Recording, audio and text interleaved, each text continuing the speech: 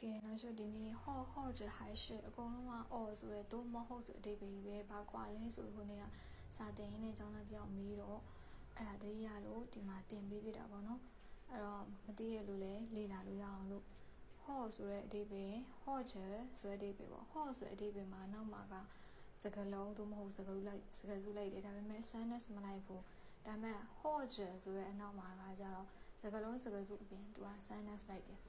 အဲ့ဟာကိုကြည့်ချင်းအပြင်ဟော့ကိုဘယ်နေရာမှာသုံးမယ်ဟော့ချ်ကိုဘယ်နေရာမှာသုံးမယ်ဆိုတာသိပါနောက်တစ်ခုက high shit ဆိုတာကတော့ကျတော့မေးခွန်းမှာပဲသုံးတယ်အဲ့တော့ example လေးသုံးဖို့ထည့်ထားရပေါ့နော်ပထမဆုံး example က我想买一瓶橙汁或一瓶苹果汁ဆို5位钱နဲ့orange juice တစ်ပလင်းတို့မဟုတ်apple juice တစ်ပလင်းဝယ်ခြင်းနဲ့အဲ့လိုမျိုးပေါ့အဲ့တော့ဟော့အနောက်မှာသူစကားလုံးတို့မဟုတ်စကားစုလိုက်တယ်နောက်တစ်ခုက我想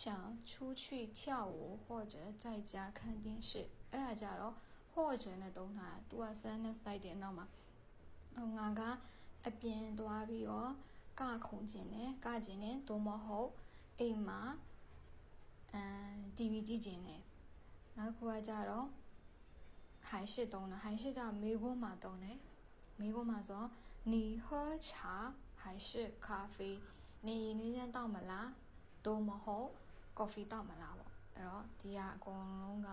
ဒီဟော့ချ်还是ဆိုရဲကွာခြားချက်လေး